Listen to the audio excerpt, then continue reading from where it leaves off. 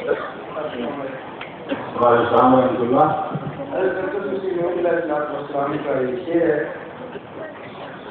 تیرے منہ کی ہے قسم میرے پیارے احمد، تیرے منہ کی ہی قسم میرے پیارے احمد، تیرے اثر سے یہ سب بال اٹھایا ہم نے۔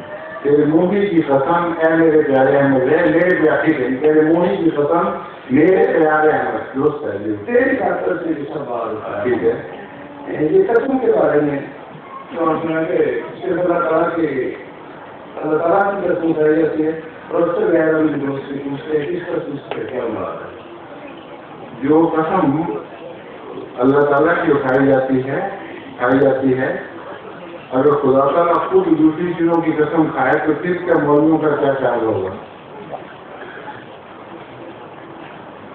قرآن کریم میں جو خدا کا کلام ہے مختلف چیزوں کی قسمیں کھائیں گی، وَالسَّمَاءِ ذَاتِ الْبُرُوجِ وَالْيَوْمِ الْمَوْعُودِ، اس آسمان کی قسم جو بروج والا ہے، وَالْيَوْمِ الْمَوْعُودِ اور یوم موعود کی قسم ہے، وَالسَّمَاءِ ذَاتِ الْحُبُقِ، اس آسمان کی قسم جو رستوں والا ہے۔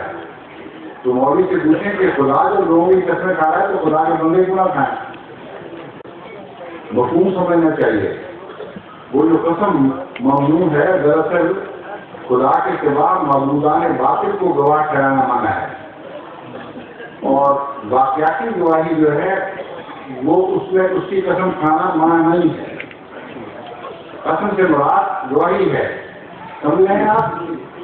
اور کسی کی گواہی دینا اپنی ذات میں منع نہیں ہے۔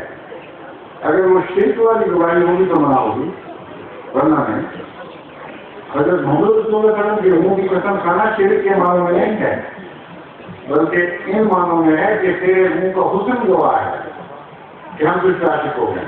حضرت محمد مصطفیٰ، حضرت محمد مصطفیٰ، حضرت محمد مصطفیٰ۔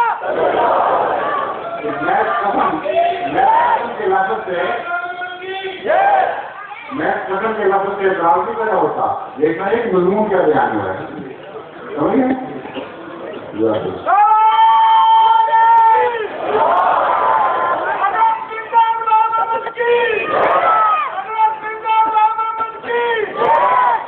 ظہور